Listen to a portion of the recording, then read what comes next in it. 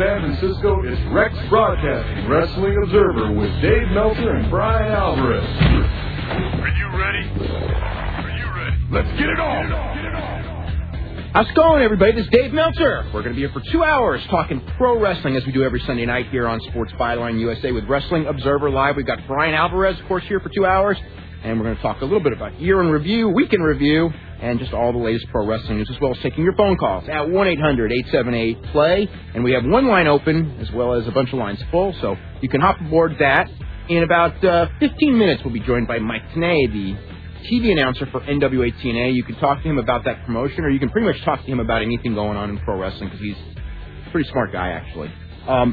He's the smartest of people in the business. He's the smartest guy that I know who is sane.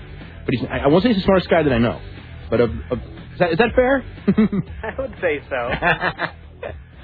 But anyway, I think I just called some people insane, didn't I? Yes, you did. Oh, well, it's the truth.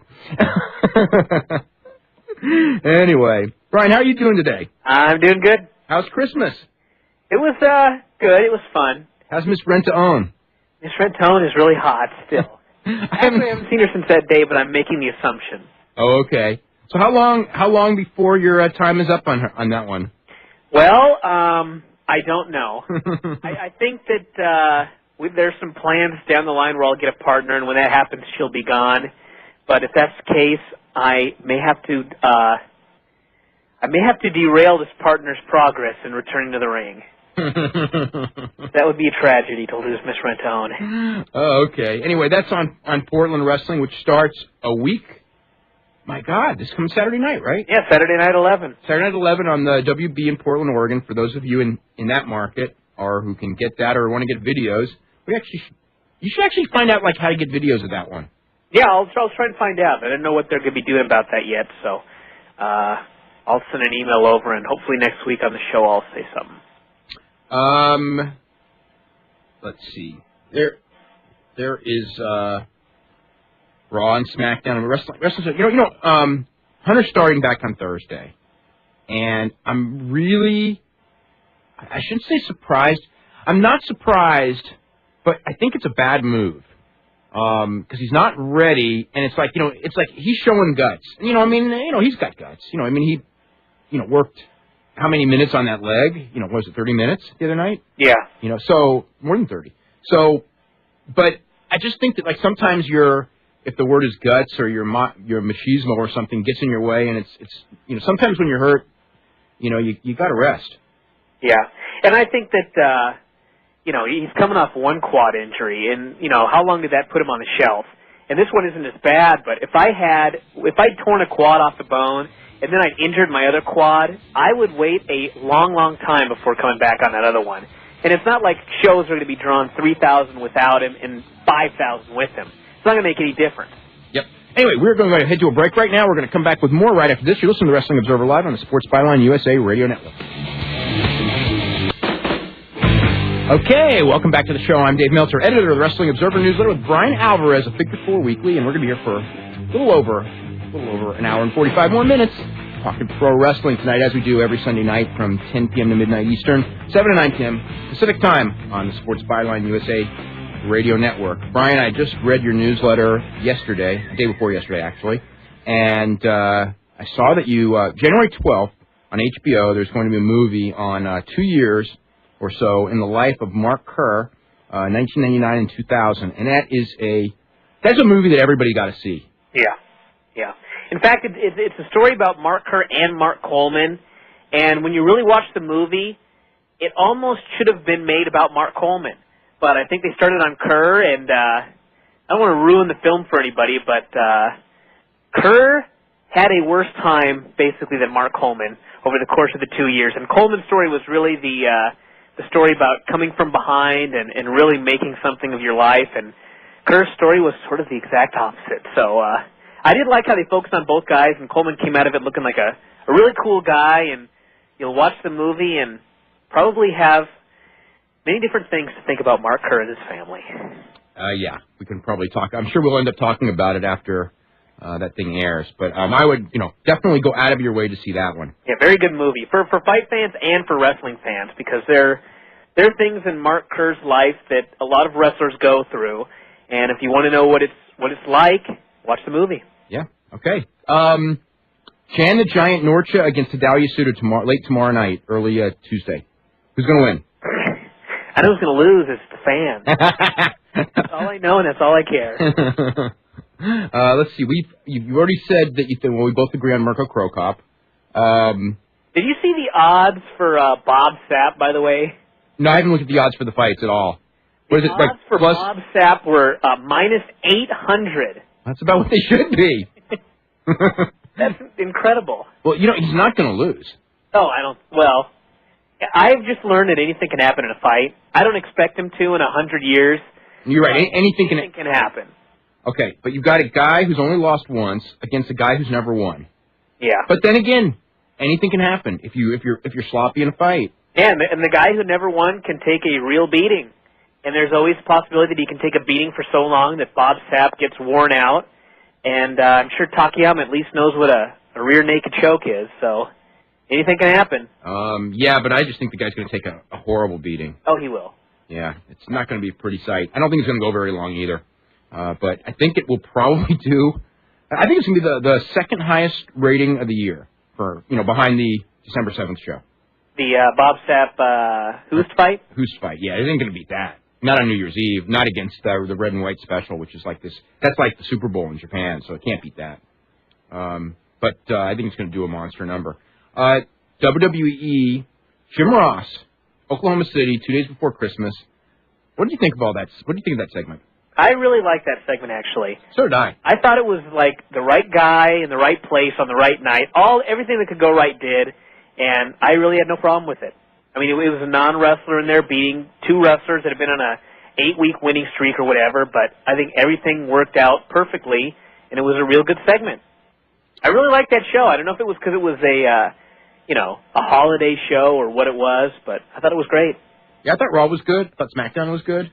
So, pretty good week of WWE programming. And Galavision apparently was really great as well, so I'm sure some of you out there have seen that, and if not, get a tape. And New Japan was great. Yeah. I mean, who would ever believed it? This was a good week for wrestling. I didn't see that much bad stuff. Let me think. I saw the 0-1 pay-per-view. That was great, too. Yep. I saw Reversal. That was great. Reversal's great, yeah. Okay, well, we've seen nothing bad. So, and tomorrow night is going to be the best of Raw for 2000, so it's... why do I think... I mean, I'm sure there's going to be some really good stuff on that show, but why do I think that their idea of the best stuff is going to get me really annoyed by the end of the show? I am really interested in it, whether they'll show the Katie Vick stuff. Yeah, that will be interesting. I was not going to watch the show because it was best of, but then I decided, you know what? This could be maybe the most entertaining Raw of the year. Not for what's shown. Well, actually, for what is shown, to be perfectly honest. You know the thing, like when over Christmas I was over some friend's house and they showed me the Raw magazine with the 100 greatest moments of Raw, and so many of those moments. I mean, I remembered like most of them, and some of them were like so horrible. You know, like Jerry Lawler with Tiny Tim and Jerry Lawler with William Shatner, and some things like that. And it's just like it made me realize that like they don't know the difference between like a good skit and a bad skit. They should have been most memorable, because then even something bad could be listed. But to call something the greatest moment that was Jerry Lawler and Tiny Tim, brutal. Stretching it. Yeah. We will start with Jonathan in Savannah, Georgia. Jonathan, how you doing today? Hey, I'm doing all right. How are you guys doing? Doing really good. I had two questions for you, Dave and Brian. One of them is like a two-parter kind of question. I want to know if you know or have heard of anybody that is going to be cut in the near future from WWE. I don't know of anybody who's going to be cut. I mean, you could tell some guys, like Jamal or somebody like that, are probably not in good shape right now. But I don't know if they're, pretty much the way the roster is. I mean, how many guys are not going on the road? So I don't think that they're really ready to make cuts. I think there are guys that fear being cut. I know there are guys. I know there are guys who fear. I know there are guys who fear being cut right now. Ever since the rumor started, everybody who's like in that lower third is probably scared to death. Yeah. Merry Christmas, boy, that must be pretty bad. Yeah. Ooh. Well, the other part was that are they going anywhere with that I think it was like a couple weeks ago on Raw. I can't remember when Raven was stalking Test. Is he off of Heat now? Is he? They did an angle where Raven beat Tommy Dreamer on Heat, so now he's on Raw. You know, there's stipulations where he can come back to Raw. So he's gonna. So obviously, he's nobody in WWE watches Heat, so they may be unaware of that stipulation. Yeah. So theoretically, Raven's gonna feud with Test, and Test has Stacy Keibler, and it may be, like, I don't want to say a prime position, but not a terrible position. So I think Raven's getting another chance. It's about time. I mean, my God. Yeah. I don't know what he did. I think he probably got Pat Patterson mad, so that's about it. Wasn't that his idea to go to Heat anyway?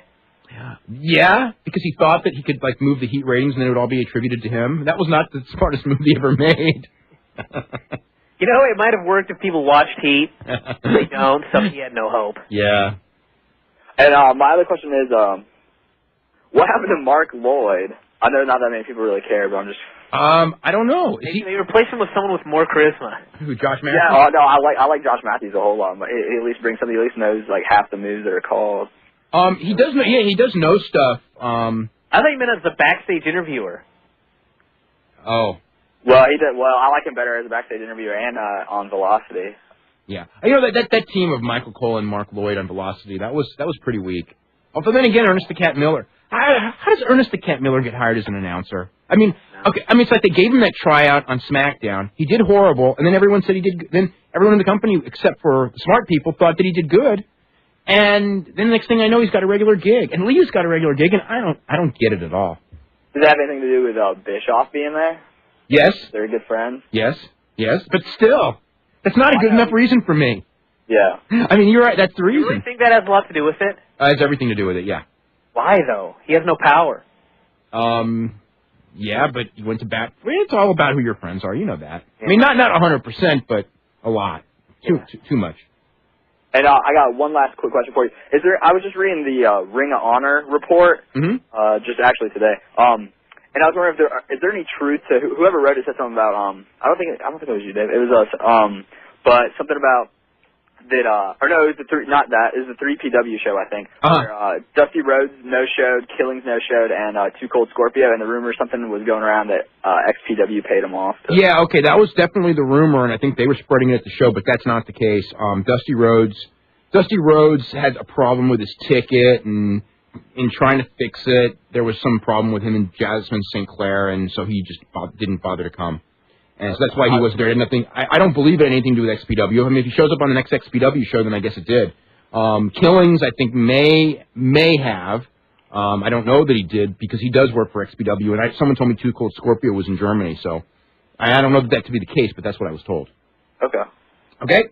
All right. Thanks a lot. Okay, you're very welcome. We're going to head to a break right now because and start getting some more calls. We're going to have Mike Tenay up.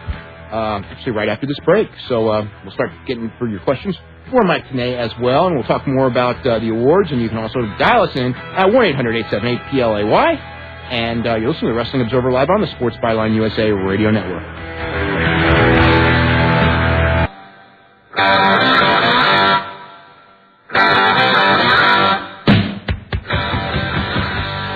Okay, welcome back to the show. I'm Dave Meltzer, editor of the Wrestling Observer newsletter, with Brian Alvarez of Figure 4 Weekly. We're going to be joined in a couple of minutes by Mike Tenay of NWA TNA, and taking your phone calls as well.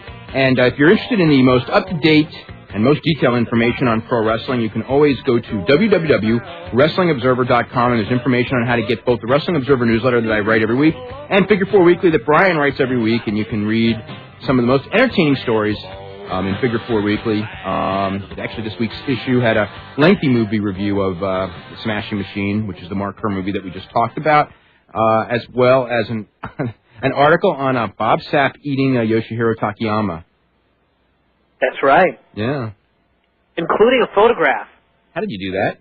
It was very difficult. Really? 5 minutes in paint, actually. Oh, okay. Let's see. I've got these awards things in front of me. Most Outstanding Wrestler for this year. Oh my God! I haven't even started my ballot yet. Oh. I would say, Kurt Angle. Okay. Best box office draw. Bob Sapp. Okay. Actually, that's a tough one because I guess you got to look at Rock and Hogan, and do you count pay-per-view buys and everything? Yeah, of course. Uh-oh. See? Now I'm in trouble. Okay. One of those three. Okay. We'll go to more of them in a few minutes. Feud of the year. The Grand Marcus Jr. versus Piro. Please. Is there a worst feud of the year? Actually, I haven't even looked at it. Yes, there is a worst feud of the year, and I already know who's going to win too in the worst feud of the year, and it won't be Grand Marcus and Piro Jr. Really? No, they won't. No way. Wow. I don't know if people watch Galavision then, because that was really bad. Oh, weekly. I know. Mike Tenay is on the line. We're going to jump in with. Oh, we're going to hold for 10 seconds. Okay. Who? Okay. Is that? Well, I don't know what's going on here, but is Mike Tenay here? We can talk more about the Bariquas. Okay, no, I have to go to a phone call somehow, so I am going to go to James in Louisville, Kentucky. James, what's going on? How's it going, Dave? Going really good. How was your Christmas? Christmas was really fun. And Brian, how was your Kwanzaa? Fuck your mother. That was really good. Ed in San Antonio. Ed, what's going on? Hey guys, I had a question for Mike Tenay, but I guess I can talk about Raw and SmackDown. Is Mike Tenay up? Mike is up, so you can ask Mike Tenay. Okay, Mike, I can't hear him. I can't hear him either. Hello. Hi, that was him. Hey guys, Hi. what's going on? Okay. Hey, how's it going, Mike? My question for you is, let's say Jerry Jarrett comes to you and says, Mike, we want to, bring in some international stars, and we want 5 guys from Mexico and 5 guys from Japan. Who do you pick, and why would you pick them to bring them in? Wow. That's a good question right off the bat, isn't it? Yeah. Actually, you know what? I think, we could talk about the 5 guys from Mexico and the 5 guys from Japan, and I have some thoughts along those lines, but I think right at this point in time, I think as far as NWA TNA is concerned, I don't know that we are realistically going to have the budget to fly in that kind of talent internationally all the time. I was watching the shows from Mexico today, and I was watching Super Crazy, who I think would be a great pickup. I was watching Juventud Guerrera again, who I think under the right circumstances could be a great addition to NWA TNA. Again, you just don't know exactly what you're going to get when it comes to Hoovy. I think what we need to rely on is a lot of the talent that is still based here in the United States. And I think, we've proven just in the past couple of weeks by bringing Chris Daniels back.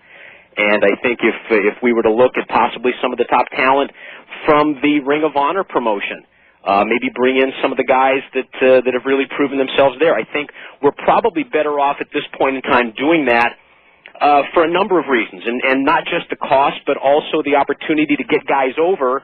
I think we probably, for the short term anyway, would have better success getting guys over that are able to do promos in English. So I think there would be a lot of upside to bringing in some top international talent, and I would love to see it happen. I would like to see us go over to Japan and get some of the established talent over there that has been working with some of our people that, when they go over. I'd love to see Kaz Hayashi come back. I don't think that's going to happen. I'd love to see, some of the great veteran young talent, or great veteran talent like a Shinjiro Otani possibly come back. But I think there's a lot of possibilities for international pickups, but I think right now we're better off concentrating on the guys that we have and on the guys that are based in the United States. Okay. And another question I want to ask you is, they've been, the last few shows, they've been showing a lot of guest surprises that they haven't been advertising. And what is your opinion on them not advertising them, and what's their reasoning for doing it when they could actually add more buys if they were to announce Roddy Piper or David Flair or so on? Well, I don't think David Flair's going to add more buys, but I know what you're saying because I agree with you. Right, and there are certain instances where I'm going to agree with you as well. I think obviously the mindset behind the promotion is that the people that come in that are surprises, you're going to get press that talks about the surprise people that come in, and they are obviously hoping that wrestling fans are going to buy every week in anticipation of seeing who that next surprise is.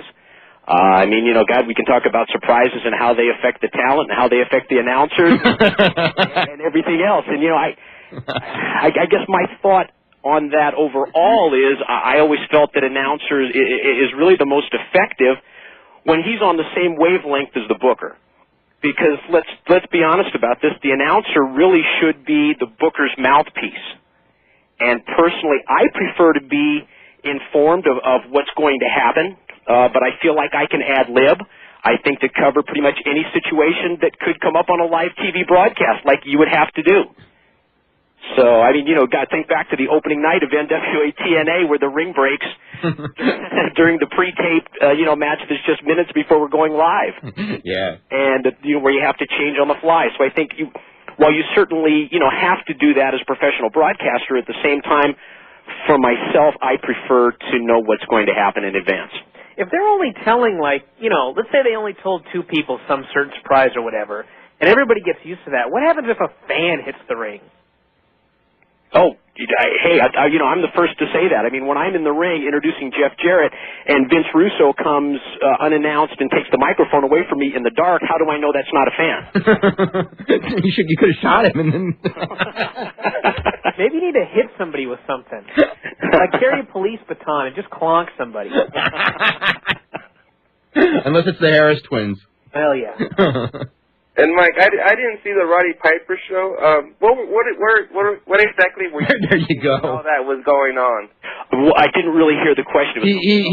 What were you thinking while Roddy Piper was out there in that segment? What the hell's going on here? or maybe Percy Pringle had the line better. What the hell have I gotten myself associated with? I mean, everybody has their own idea. Everybody has their own opinion on what happened, but. I'm kind of the impression, and not knowing 100% for sure, but just the way that came off, and it was so uneasy with both of those guys in the ring, I'm just thinking to myself, if this was something that was planned out in advance, why isn't it coming off smoother? Yeah. And what did they feed you in your headphone when this was going on? Anything? Or did they? Are you kidding? That's the best part of NWA TNA. It really is. I mean, because to tell you the difference between what you get in your headsets with NWA TNA as opposed to WCW, oh God, I can't even begin to tell you the night and day difference. But it's really what I love. In WCW, they're going, will you quit calling that match and talk about Hulk Hogan? It really has been one of the most fun aspects of working with Jerry Jarrett and Jeff Jarrett, and that is, very honestly, from day one, they have said to me, we want Mike Tenay to be Mike Tenay.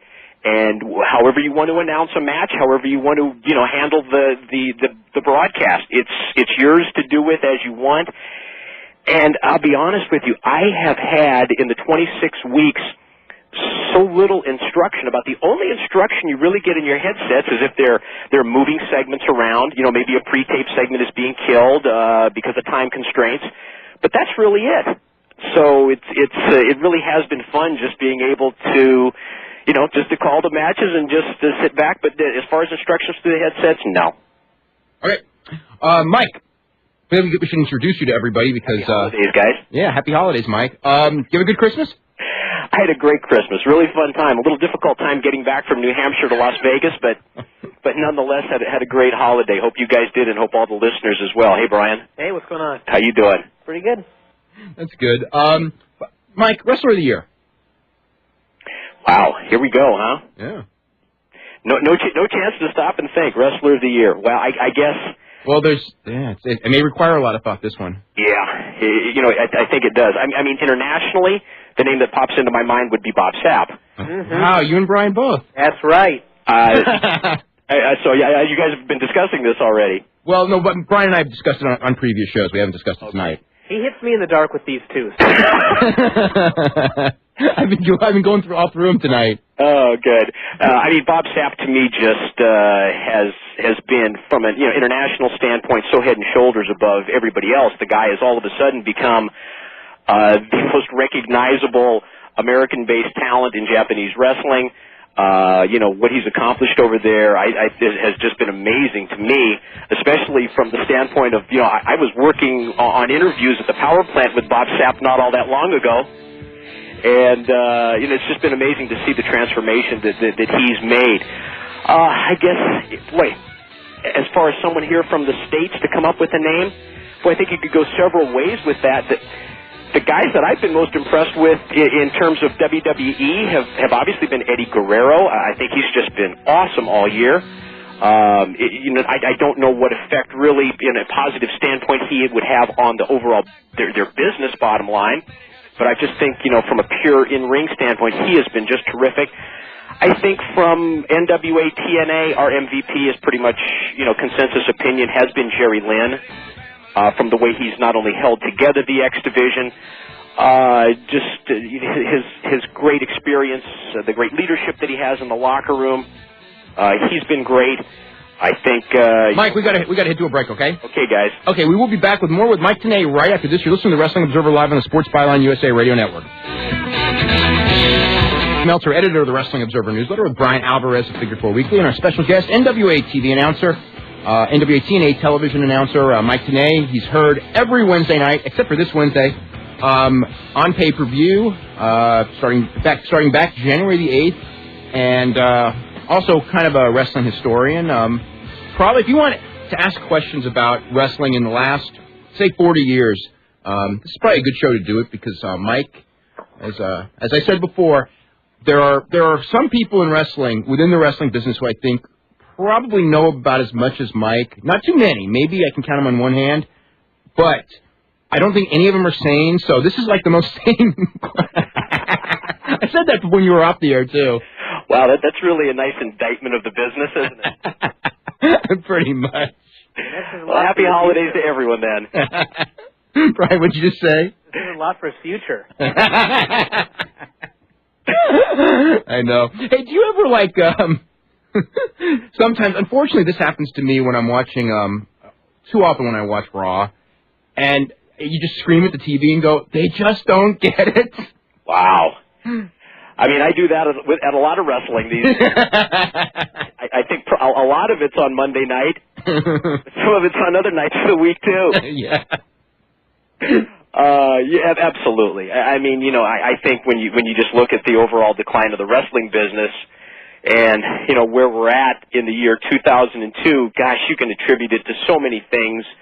And I think when you look at the overall picture, not really all of them did occur this year. But I think if you were to take one thing that to me really was a detriment to the pro wrestling business this year, it has been the consistently bad writing on Raw that has just continued to drive away that huge built-in audience that they had, where just everyone equated Monday night to their TV wrestling night. And I think just the writing has been so bad on Mondays that the one comment that I continue to hear, and I think it's just an overall perspective on the wrestling business, is if in the past I was going to miss the Monday night show if I had something that I was going to do, I always made sure that I taped the show. And whether it's people inside the wrestling business or people outside the wrestling business, I don't hear that any longer. Almost to the point, well, I missed it, it's not that big of a deal, which you never would have heard in the past. I think part of that is if you miss it, it is no big deal anymore.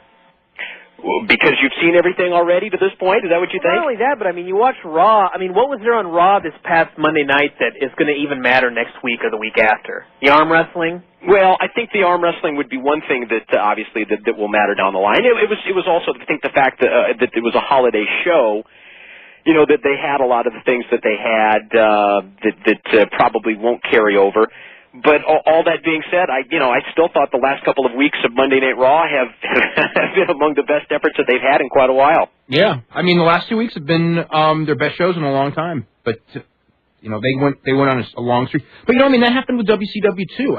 If you remember, every now and then, it wasn't like sometimes people think back and go, oh my God, all the TV was terrible, and there was a period where most of it was. But every now and then there'd be this great show. Yeah. And even like when the NWO thing was happening, every week you could at least go, okay, are they going to add another member this week? What are they going to do this week? It all mattered back then. And now it's like, you can miss 2 shows and you really haven't missed a whole lot.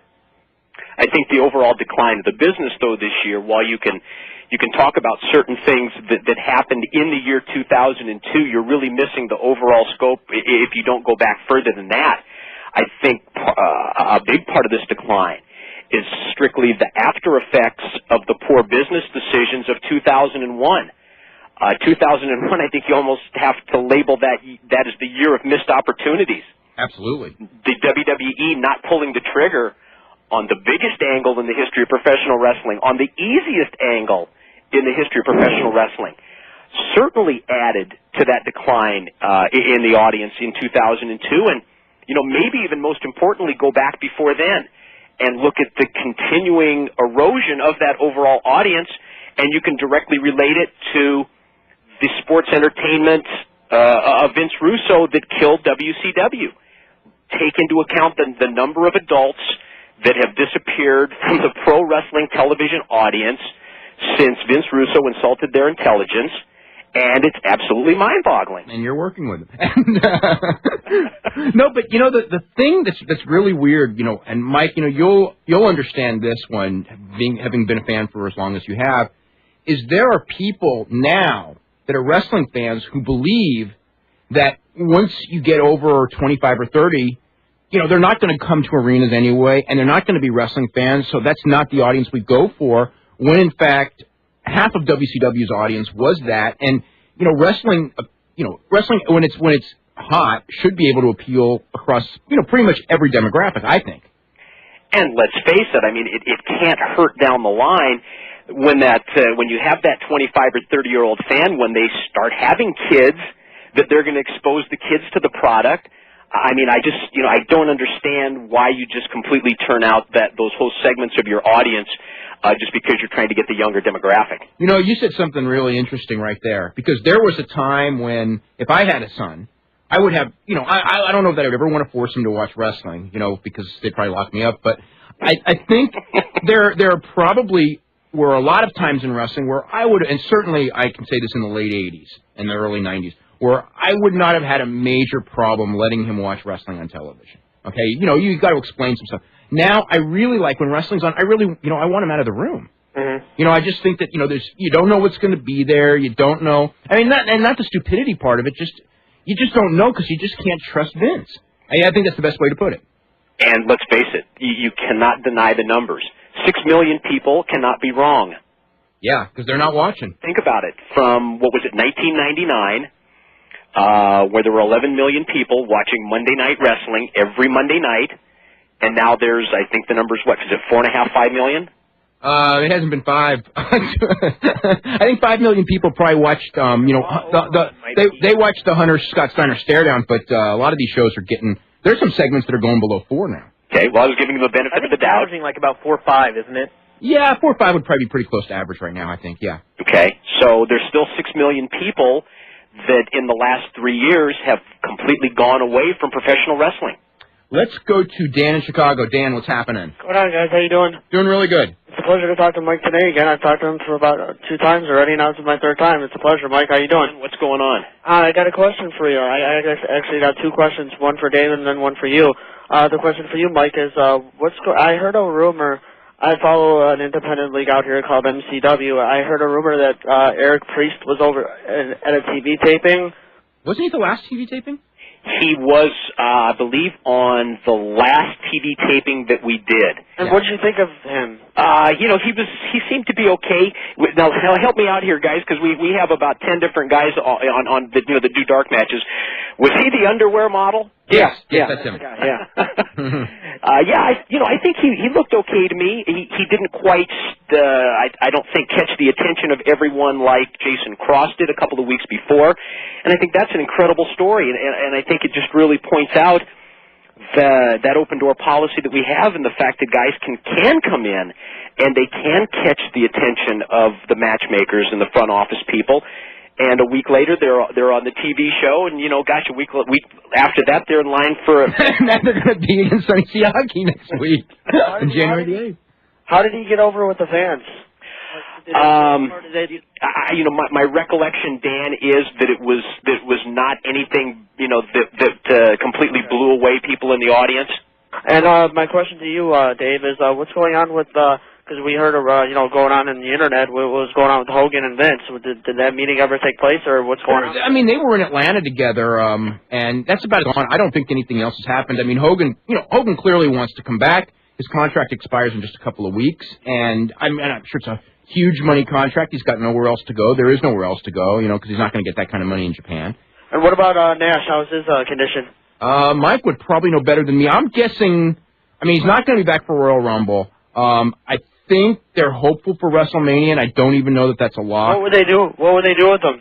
What can they do? I think he's going to, he's certainly going to want to come back and work with Hunter. Now, whether that will be, when he comes back, and which always happens when he's around, the locker room will be very interesting. They could do the NWO thing again with Bischoff. Not again. No, they can't. I would enjoy it as a fan. For me, I would. People, whoa, God, that would just not work now. Well, we'll see. We'll see what happens.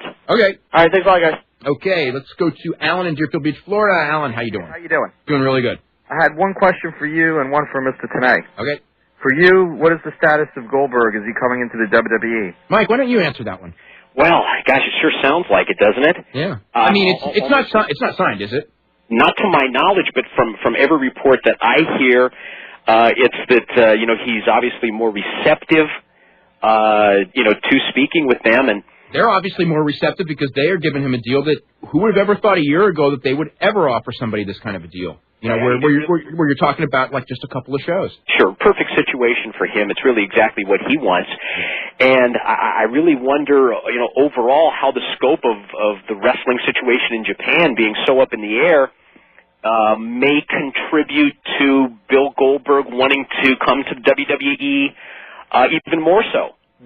Depending on that situation in Japan, situation as far as wrestling in the United States or wrestling even internationally with the WWE is going to be a better deal for him just because of the problems that they're having over in the Orient. Yeah, one thing which we have not talked about on the show that is Kazuyoshi Ishii was just he just resigned as president of K1 and he had his hands in All Japan. He had his hands in Pride, and this is the equivalent, of Vince McMahon being out of wrestling. Gone completely, and it's gonna, turn that world asunder, and nobody knows how it's gonna, what's happening next over there. It's really that big of a deal. And Bill Goldberg was hooked up with Ishii, so he's got a contract there and everything. But as far as what's gonna happen, everything in Japan is up in the air right now.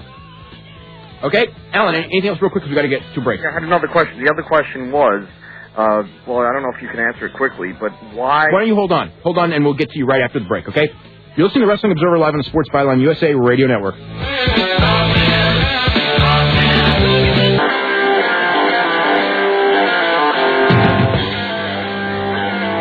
Okay, welcome back to the show. I'm Dave Meltzer, editor of the Wrestling Observer Newsletter, with Brian Alvarez of Figure 4 Weekly, our special guest this week, Mike Tenay, the lead announcer for NWA TNA, and we'll be talking more about that promotion in the second hour as well, and taking your phone calls. We're going to go back to Alan in Deerfield Beach, Florida, who had one more question. What's up, Alan? Yeah, I wanted to ask him if he knows why did Larry Zbyszko leave WWF years ago and the problems between Vince and Larry, if Larry ever discussed it with you.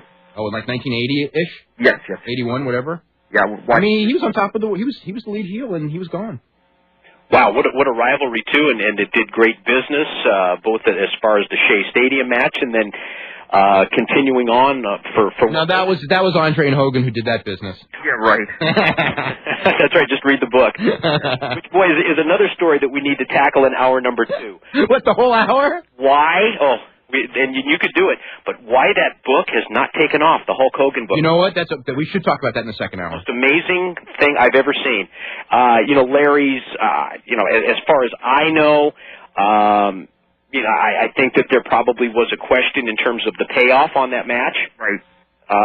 That probably led to the long-term problems, involving Larry and the WWF. And, even to this day, Larry he's got a lawsuit out against him. As we speak with the WWE. Yeah, he's got a lawsuut out against them for the lawsuit, right? Trademark of Living Legend name that Chris Jericho picked up this past year. Well, they have not talked about that in a long time. He's dropped that one. They were very open in talking about it right on the air, sending messages to Larry for several weeks, and yes. All of a sudden, I'm guessing someone got in their ear and said... it was the guy who goes, Vince, beating up a panda in England may not be the right idea this week. Right, and talking about how many glorious years you've been in the business, and living legend, and shout-outs to Larry, may not be the smartest thing to do. Was there tension between Bruno and Larry or anything? Did you see, is there friction? Yeah. Boy, there sure has been on and off through the years. You know, it's one of those things. I don't know what the situation is today. It was a shoot. I mean, some of the friction. No, the wrestling. None of the wrestling was a shoot, but friction behind the scenes. Oh yeah, they've had friction on and off for years. Sure. Yeah. For real. Thanks. Yes, very much. Okay, yeah, we do need to. You know what? We should talk about the slew of wrestling books out there: the Lawler book, the Roddy Piper book, and the Hogan book, and the fact that they didn't really take off. But also, you guys can join us at 1-800-878-PLAY. We've got a couple of lines open. Mike will be here for the second hour, and we'll talk about that and a whole lot more right after this. You're listening to the Wrestling Observer Live on the Sports Byline USA Radio Network.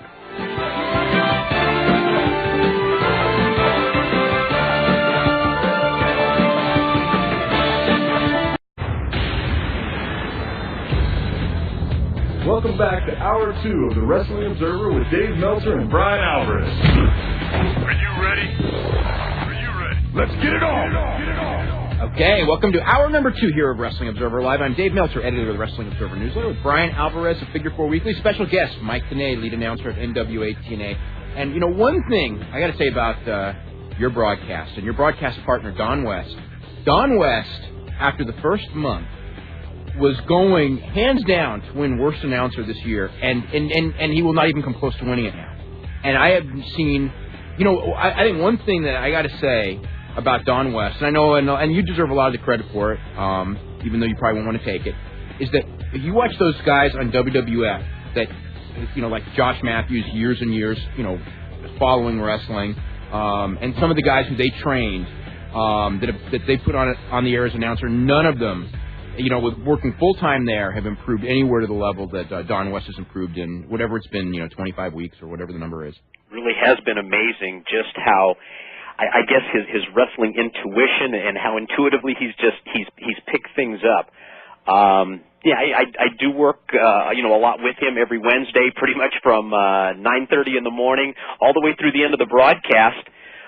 You know, we do work together and do our best to have a great broadcast, but I've never seen anyone who really did not have any idea of any background knowledge of the wrestling business. He had a surface understanding, I guess would probably be the best way I could put it, but someone that has picked up the intricate things that you need to do as quickly as he has. So, you know, props to him as well, and that is amazing because you know, he probably was going to win that worst TV announcer hands down just a couple of months ago, and he's really turned things around. I think it's an amazing story, and I think that Don West, you know, in terms of speaking with him or having him on as a guest, would be a great guest.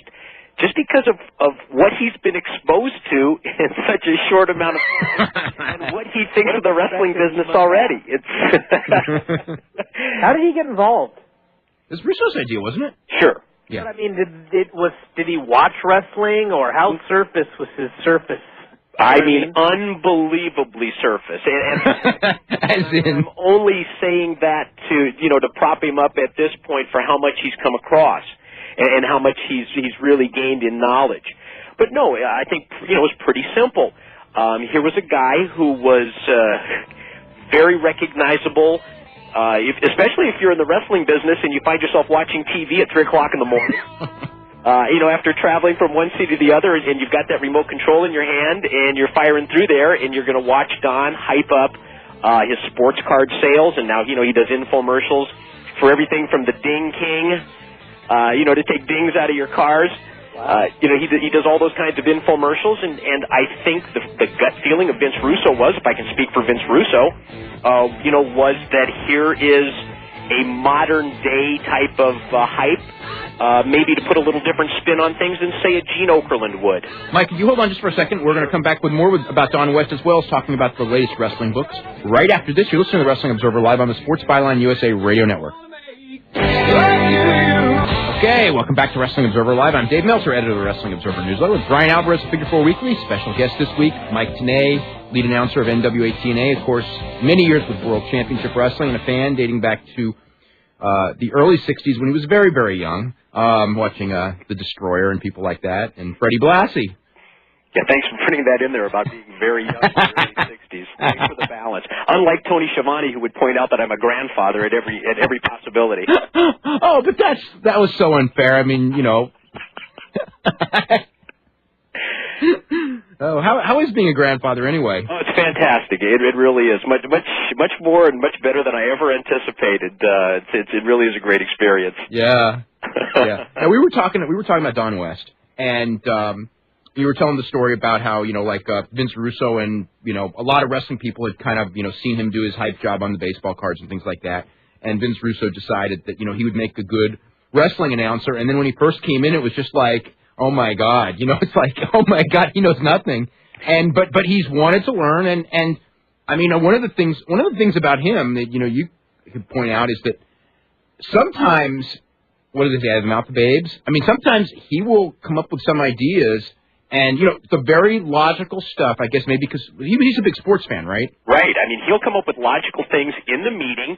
He'll come up with logical things to me after the meeting where we can drop them into the broadcast. And like you say, just because he maybe doesn't have, all those years of having his mind polluted by bad wrestling booking. That's probably the easiest way that I can put it. He still has that fresh perspective on things, and he still has the real sports perspective on things to the point where he'll turn to me and make a comment about why isn't this guy winning? This guy needs a win. Just things like that. Just armchair booking like everybody does that's involved in any aspect of the wrestling business. I mean, it's the second guess. It's yeah. It's such an important part of it too. Now, where does he live? He lives in Nashville. Okay. Now, you had brought up earlier, and, I was thinking during the break and everything that, realistically, Mick Foley got me a book deal, and probably Hulk Hogan made sure that I never get a second one. I think it's to me, it's one of the biggest stories of the year. The lack of sales for the Hulk Hogan book, to me, is mind-boggling. And you know what? And before that book came out and you and I had talked about it, I didn't see this happening at all. Not at all. I mean, just think of the timing, the holiday season, the TV exposure, coming back and getting. But just that he's Hulk Hogan. All right, that as well. But I mean, the obvious comparison is to the Bobby Heenan book. Where Bobby Heenan had, I think, a 4 or 5 city swing through the Midwest that he did as far as publicity. He had one mention on a WWE Confidential show as compared to all of the Hulk Hogan commercials on WWE programming, let alone the appearances on the Today Show, the other national TV appearances, and then the one to me that's really scary is the incredible visibility that he has these days with the ALF commercials where you cannot turn on that television and within an hour see Hulk Hogan. And how that has not translated almost by accident to incredible book sales or decent book sales is beyond me. I just don't get that one in the least. Well, I almost think it's like the house show deal, where I really don't think they've done that great a job on TV plugging the book. I mean, they'll do a little commercial every now and then, but if you look at Mick Foley, that was during the peak of the wrestling boom. That book was everywhere. It was used in angles. He was hitting people with the book. They did things threw his book away and made him sad and everything like that. And here you are. It's the end of 2002. Wrestling is so cold right now and so not in. And they do a commercial every now and then. This guy's not even on TV. Right, he's not a part of the regular TV show where Mick Foley was at the time of the book. I'll give you that. But okay, what is the reason then that the Bobby Heenan book is doing better? Is it that wrestling fans just feel that the Bobby Heenan book would maybe give them a more fun read, or maybe I think that people, I don't think people trust Hulk Hogan. Okay, maybe a more believable read. Yeah. I don't know. Could it be just because Heenan's book has been out longer? Well, no, but I mean, in comparison to this, like what we're talking about is like at the same Heenan's book peaked at about 182, and I think Hogan's peaked at about 250. But the point on all that is that compare the publicity that the two books had. Yeah. I mean, it shouldn't even be in the same league. I mean, Hogan's book should be outdistancing, Heenan, by leaps and bounds, and it's not. Let alone just fame factor. Yeah. And he's running around, and he's run around everywhere. Heenan didn't run around. Like you said, he went to a few cities. He did 5 cities. He did a morning show in Milwaukee, and Hogan's on the Today Show. Yeah, there you go. There's no comparison. It's maybe it's sign of the times. Maybe it's the fact that people just felt that the Heenan book would be more realism, more realistic, more behind-the-scenes stories that they could buy into. I don't know. I also think that there's come to a point, about 4 or 5 years ago where everybody wanted to know more about wrestling. It was like this mysterious world. And now I think it has come full circle where people who really don't know anything actually think they know everything. Well, actually, we all do at this point. And when you watch the TV, it's not hard to think that because, okay, you know what?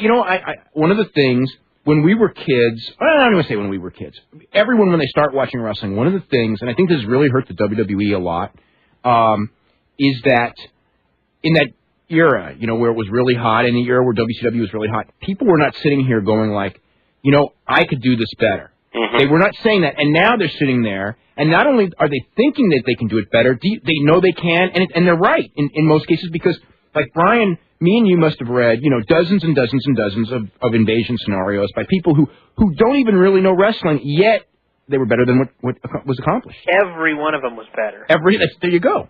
So is it a combination of how much has been exposed in terms of the books? I mean, think of also the tough bad product. Okay, here's another one. Okay, Brian, I want to ask you about this too, because we've discussed Confidential on the show before, and we've discussed Tough Enough on the show before.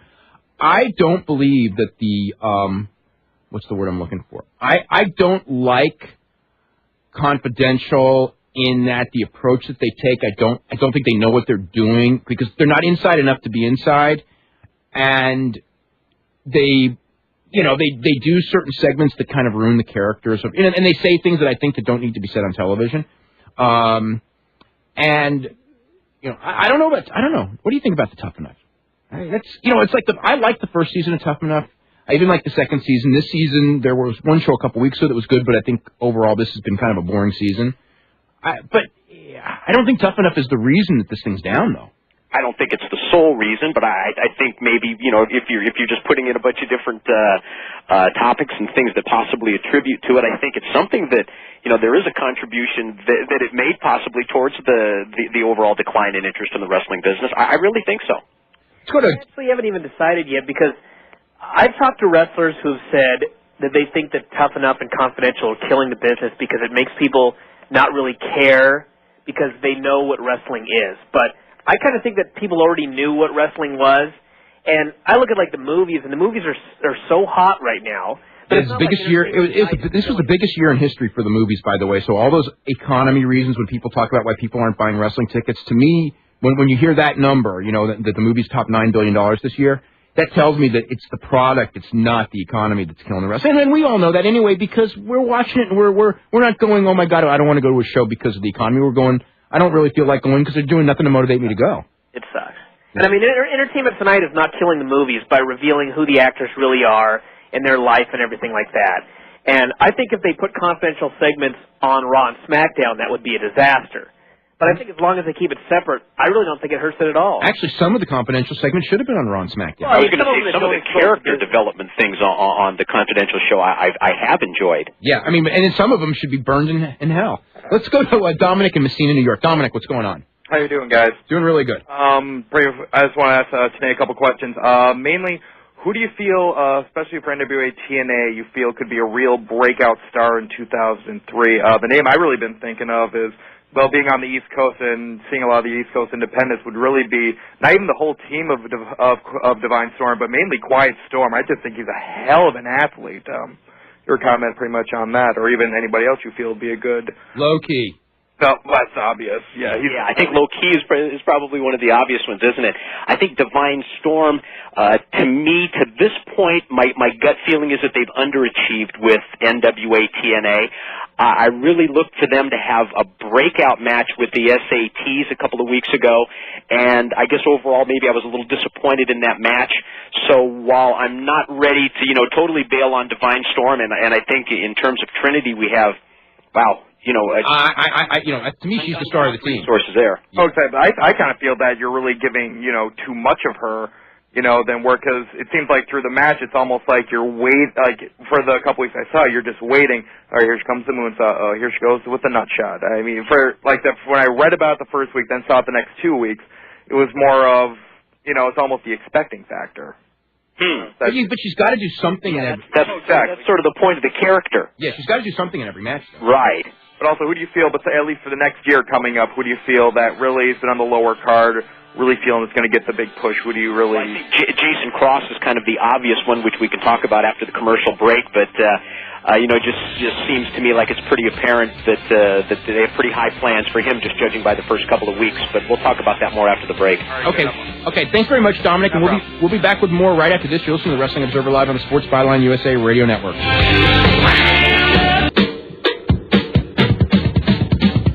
Okay, welcome back to the show. I'm Dave Meltzer, editor of the Wrestling Observer Newsletter, with Brian Alvarez of Figure 4 Weekly, our special guest today, Mike Tenay, lead announcer for NWA TNA. And also, if you're looking for the latest in professional wrestling news, anytime, you can always go to www.wrestlingobserver.com, and there's always headlines up there, TV reports and things like that. Plus, there's information on how to get both Figure 4 Weekly and the Wrestling Observer Newsletter. And I will tell you that Figure 4 Weekly is one of the highlights of my week. I say it every week on this show because there's a lot of news, lots and lots of news, great perspective, a lot of logical stuff. A couple of weeks ago, Brian did a story on just logic in wrestling, and it was tremendous. And then, he wrote some good stuff about TNA. Very nice review this week of the Smashing Machine movie. Mike, you got to see that movie January 12th, and you also got to see what's it called, Reversal. Yep. Brian just saw Reversal this week. Yeah, both of those movies, the reviews that I've read of them just have been amazing, and really looking forward to seeing both. Yeah, Reversal's not a really...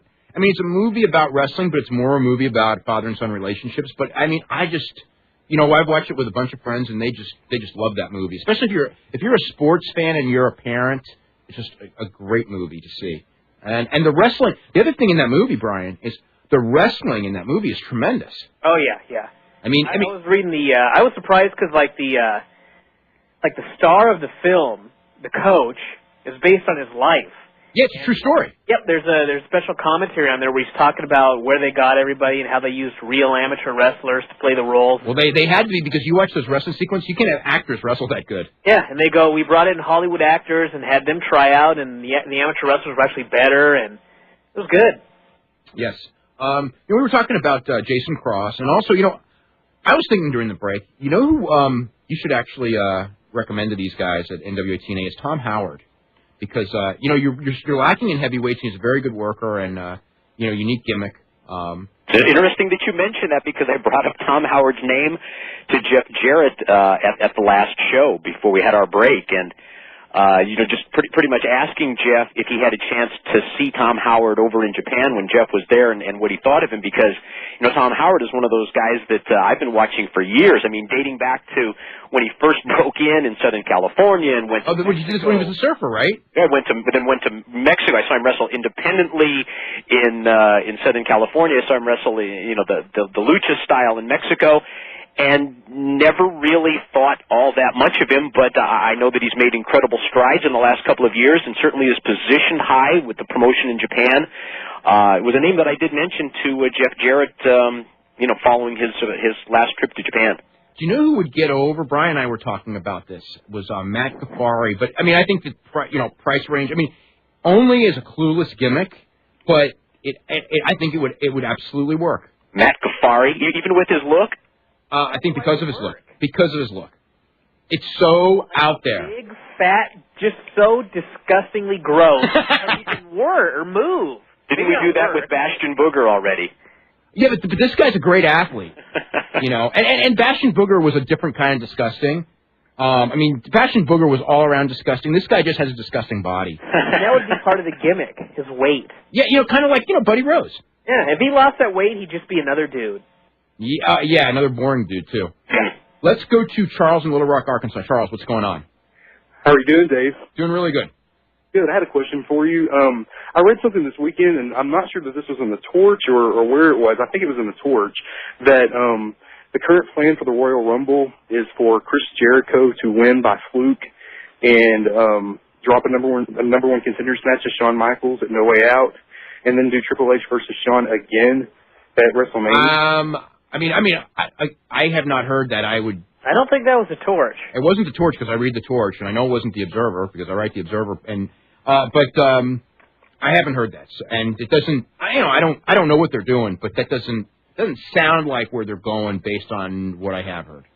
Because the first thought I had when I heard that is, I mean, I think that the bookers just sit up at night and try to find ways to just make Chris Jericho look as stupid as they possibly can.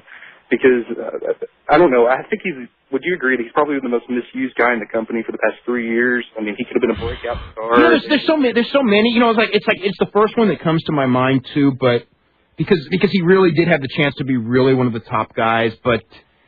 You know, I mean, I look up and down that roster, and I see, you know, with the exception of Lesnar, almost everyone there, and, you know, maybe Helmsley because of who he is, everyone there has pretty much been misused, I think. Yeah, I guess that's true. I guess I think of him because I think about how over he was in 2000 and how he was ready at that time, and then he was ready again. He was ready, but those people whisper in people's ears, and they believed it. You know, sometimes I get so frustrated. You know what? You know, Brian and I talk about this all the time.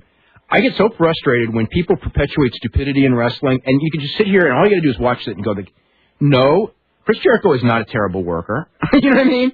But people perpetuate it because, you know, one person says it, and then it's like, oh, you know, I got to be cool, and I got to figure that out for myself, you know, that he must be terrible because, you know, Hunter says he's terrible. You know what I mean? And it's like, oh, God. You know. Do you think that Vince honestly has a bad opinion of him, or do you just think that he just... Vince is a big guy, and when he walks and he sees Chris Jericho, who's probably 5'9", he thinks, you know, I could take this guy. Yeah, and Eric Bischoff is the same way, and it's hurt Chris Jericho. And you know, when he walks in the room and he sees, you know, Nathan Jones, you know what I mean? It's just like, oh my God, there's money here, you know, and it's like sight unseen, you know what I mean? And that's part of the problem. Shame it has to be that way, but I guess that's just how wrestling is. Okay, well, thanks for taking my call. Okay, you're very welcome. Let's go to Greg in Chicago. Greg, what's going on? Yeah, I got a question about Ric Flair, but if I could talk about a couple of the books first. Your review of Lawler's book this past week in the Observer has certainly made me want to check that out. Yeah, it's a very unique book. It changed courses twice in that book. The first half of the book, I was just enjoying it tremendously. Then it was kind of like, it was okay, and then at the end it just took a turn that I just couldn't imagine. You know, I mean, it was fascinating, that's for sure. And also when I read the Hogan book, the only way I could describe it to my friends is that it basically was like a Hogan match where he does everything to make himself look good at everybody else's expense. Yeah, but he doesn't lie in his matches. No, but cheats all of us. Yeah. My question about Flair for Mike would be, what is it about him that has made the people in power, whether it be Bischoff or Hogan or Nash or even now in the WWF, why is it that they never want to use him to his best usage? Wow. I would just say it's a lack of understanding on their part as opposed to something that Rick has internally done. Rick gets along with everyone. Sure. I mean, I don't see how that would, you know, really affect how they really use him. I just think it's that they dropped the ball. But you know what the thing on Ric Flair is though, is that Ric Flair has a very unique position in this business, and that he's been around forever, and there's so many people who remember him in such a fond way, and you know, you can't kill him, and the people in power, I don't think that they really understand that because they weren't fans at that point, and then at other times, you know, it's like, I think Eric thought because Rick was never part of the WWF in the 80s that Rick really wasn't that big, yet in his company Rick was bigger than the guys who were in the WWF in the 80s, but I don't think he recognized it. I don't know, what do you think, Mike? Well, you might be right. If you don't have that point of reference, if you weren't around, you know, then maybe you don't have that understanding and you don't have that feeling on where his place is and where his career is and how important it is to the overall history of the business. So maybe that's part of it too, that the people that are coming up with the ideas for him just really don't know. I'm just convinced that nobody in WWE ever actually watched anything other than what they filmed. Oh, you mean as far as other promotions? Anything, other promotions? Oh, I don't think. You know, I know Heyman did. I know Michael Hayes did because he was in other promotions. But I mean, I know basically what you're saying. Yeah, I sense the same thing. I heard the story the other day. Somebody went up and suggested, I think, to Shane McMahon that they should do War Games, and Shane just goes, "Can you get me a tape of it?" Even though they own the library and everything. And to me, right there, that was like, okay, well, now I know why the invasion died. One of many reasons. Well, we know why the invasion died. We've gone through that, too many times. Greg, anything else? Dave, the next time you have Piper on, you need to supply like a roadmap for all the listeners to follow his train of thought. Oh, God. He's all over the place. Yeah. Sometimes we've had him on. I know. Well, I don't know. I have so much fondness for Roddy Piper because, you know, like in the, I guess it would have been in the 70s and everything growing up watching, you know, Los Angeles wrestling on Wednesday nights. And that was horrible wrestling. You know, when people talk about the bad angles of today, I actually wrote something somewhere about this. Some of the angles, and Mike, you actually lived in Southern California while this was going on. I mean, like, what I liked about the Piper book, like the hypnotism and all that, I mean, that was some of the goofiest stuff, I can ever remember. Drove me away from being a fan, believe it or not, and that's saying something, isn't it? Yeah. You know, beginning in the early 60s, I probably, you know, saw almost every television program and went to so many live events in Los Angeles, but it got to the point where they had the Monster. The Monster, when I took some friends when I was in college and we went to see the Monster, and it was like, that was a bad night for me. Sure. Yeah. Oh, yeah, that's a tough one to defend. Better or worse than the AAA Monster? It's the same, except, I don't know what they say on AAA because it's in Spanish, but the Monster, they tried to pass off that this guy was built in a laboratory. It was not a man in a monster costume. It was the Monster built by Pete Collins in the laboratory. And we're going to come back. I'm going to tell a story. Mike probably knows the story about Andre the Giant and the Monster. It's actually one of my favorite stories. Right when we get back, you're listening to the Wrestling Observer live on the Sports Byline USA Radio Network.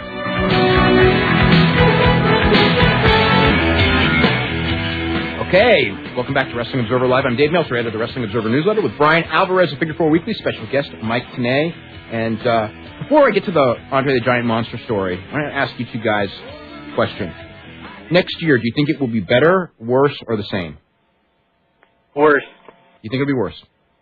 I'm very worried about SmackDown.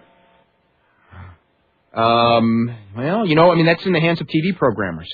Yeah. Yeah, boy, it's just so difficult to use the crystal ball on that one, you know, and just not knowing. I mean, you see how the mindset of the WWE has changed just in the last month or so as far as their Raw programming goes. So I think it's so tough to predict when, you know, they can change the whole direction of the TV show from week to week. Yeah. I think that the next 3 months leading to WrestleMania will be good because, you know, I see the people who are coming back, and, you know, there's got to be some short-term excitement with Austin, with Rock. You know, if Bill Goldberg comes in, I think that will be good. I think that after WrestleMania, I don't know. Sure, it all depends on how they handle it, how they put all those elements together, whether they get the most bang for their buck. And I think the same kind of applies to NWA TNA. And let's face it, you know, overall, I think the whole wrestling business it relates to the perception of what the TV executives think, and how long is it going to be before television executives once again think that wrestling has a chance to draw numbers, or that they're willing to take a chance on wrestling. I think there's just so many intangibles involved that it makes it so difficult to predict when that's going to happen. Okay, one of the problems with wrestling, this is something that, you know, you have been very much in the middle of, okay, is there's a certain understanding of wrestling fans that you have, and that people in wrestling that have been around for years and years have. On the outside, people who are not wrestling fans, but may have watched it a couple of times, never watched it closely, and are in these power positions, whether they are head of companies, whether it be Panda Energy, or the head of UPN, or the head of TNN, they have an idea of what professional wrestling is, and it is more of a vaudeville show in their mind than a fake sport. And because of that, to please them or what they think or what they want to hear of a direction, you know what I mean? You're trying to please people that aren't the fans, yet if you don't please them, they'll yank you and you're dead. It's a real, you know, that's the one thing that I've seen and I think is going to be the key story for this year coming up. Yeah, it makes for a real catch-22, doesn't it, when you just don't know which you're coming up with a product that's to please the people that are the financial backers and what their perception of professional wrestling is, as opposed to, you know, what the best product is to put out there. But let's face it, again, the biggest thing is getting it in the minds of the people that don't really understand professional wrestling, which are all those TV executives, and the perception that wrestling is cool again, or who is going to be the first television executive that makes that decision. Sure, it's easy once Survivor breaks through to say, now we're going to program all reality TV programming, but it's that guy that makes that first decision that is the one that sticks his neck out the most, and who knows how long it's going to be until that person comes along. Mike, because you and I have been at NATV conventions in the past. Remember the one year we went and everybody wanted to be 90210, and then one year we went and everybody wanted to be the afternoon talk shows? And it's always the year after. And the year after it hits, and all of those new shows, they never last, or almost never. The copycat versions. Oh yeah, I mean just think of it. I mean from the Survivor, how that's taken off, and all the shows that have come after that, and you're already seeing an incredible erosion in terms of the numbers on all those reality programs now. Like you say, just another year or two later. Yeah. Another thing is, even when the shows are on the air, the executives have an idea of who wrestling fans are as well. And that's also not good. Yeah, you got great, Raw does a 5-0 and tennis does a 1-0. And it's going to be preempted, just like it was years ago. Well, that's because that's advertisers. Yep. But here's I'll tell you what, and a lot of people, this is one of the things, and I don't know exactly where UPN is, and I don't think they've even made the decision yet, knowing the way TV works, but certainly what we do know is that a year ago, UPN, went to WWE, and they wanted to cut SmackDown to 90 minutes. And the reason was they wanted to book a television show to follow SmackDown that would appeal to that young male demographic, so they could think about this, they could keep the SmackDown audience, okay? Or let's say they could keep 70% of the SmackDown audience, they'd get a lower rated show, but wrestling would provide a good lead, and if they could keep that, with that same audience that they're trying to keep, if it was not wrestling, and if it was some sort of a sitcom, they could charge higher ad rates with less of the wrestling audience, with the same people, because it's not wrestling. Yeah. And that's actually the decision-making process that may cut SmackDown back in time next season, if that does happen. If you look at ratings for shows that follow wrestling shows, has any show ever really benefited that much from having wrestling go before it? The only ones that I could think of were when Sunday Night Heat was hot, and then they put wrestlers on that beach. Pacific Blue, when Hunter was on and China was on in some of them. But it's still wrestlers. Yeah, and wrestling was hot, and wrestlers on TV were hot. That did, but as a general rule, no. I just don't see, I don't see my friends who watch wrestling staying and watching the same channel just because there's another show on that's, it's not, people watch wrestling to watch wrestling. That's, and why they would stick around and watch something else, even if it isn't their demographic. Yeah. And you're right about that, and TV programmers have been pulling their hair out ever since the demise of roller derby, trying to figure out what to follow wrestling with and not lose all your audience. But real quick, before we go back to the phones, because we talked about the Andre the Giant Monster story. This is late 70s, I'm guessing, or early 80s. The Los Angeles promotion, they came up with this gimmick of the monster who was built in a laboratory by this heel manager by the name of Pete Collins. And, his gimmick was, he was not a masked guy. He was supposed to be, a monster. He would go in the ring. He'd wear these big lifts, so he looked to be like, 6'5", 6'6". He was really, Tony Hernandez, who was nowhere near that tall, and would walk around like Frankenstein or something like that, or Herman Munster, and, no sell all the spots of everybody, basically, and just, pulverize them with his powers, right? So anyway, Andre came in, and they built up, Andre the Giant against the Monster, which actually was made sense, given, except that they had to do a match. And Andre was in a really foul mood. I think that he had drank so much and didn't want to be there, so he went in the ring drunk, and whatever happened, I don't know what Tony Hernandez did, but Andre was not happy, and he kept trying to unmask him. And, the guy, he couldn't be unmasked because, he wasn't supposed to be a guy wearing a mask. So he's fighting, to keep his mask on. And, when Andre the Giant is fighting a normal man trying to pull his mask off, it's not very pleasant. And I just remember that Tony Hernandez ended up with 3 broken ribs out of that night. I can only imagine how much Andre must have drank to have drank too much. I know, when you hear the stories about what he would drink on a normal day and get into the ring just like it is a normal day. Let's go to Jim in Edison, New Jersey. Jim, what's going on? How you doing, guys? Doing really good. I had a couple of questions for you. What do you think the buy rate would be between Rock and Goldberg for WrestleMania? At WrestleMania, I think that it 1.7. 1.7. That's 850,000 buys. That was actually my number was about 850. So yeah, I would agree. Who do you think would do the job in that match? My guess is that they would do 2 matches and they would split. I think it's the only way to do it. I just love reading all of Goldberg's interviews where he talks about He'd handle Hunter. He doesn't lay down for anybody. That's not a good one. Oh, boy. I would love to be there when they're negotiating. You know what? Yes, you know what? I would too. You know how to bring him in at all? I think it's pretty easy how you bring him in. He just shows up, and you set up the match, kind of like the Invasion. No, but yeah, that's the idea. You think him and Austin gonna get it on too, or? I think it would be a great idea. I think they should do it. I don't know that it'll happen, but if I was putting it together, I would have one match with Rock and one match with Austin. If he was going to do two matches, I would not have two matches with the same guy, or maybe one match with Rock and one match with Brock Lesnar. Something along those lines. That's how I would do it. That'd be pretty cool. Yeah. I think we'll go. Okay, very welcome. Let's go to we're going to go to Ken in Tacoma. Ken, what's going on? Dave, it's Ken Hamlin. How are you? Hey, Ken Hamlin, what's happening? Hey, hi, Brian. Hey, Ken. How's it going? Pretty good. Hey, Mike. Just a couple of quick things. Number one, Dave, thanks for having Roddy on. Oh, you're very welcome. Oh, my God, that was so great. And I'm in the last chapter of the book.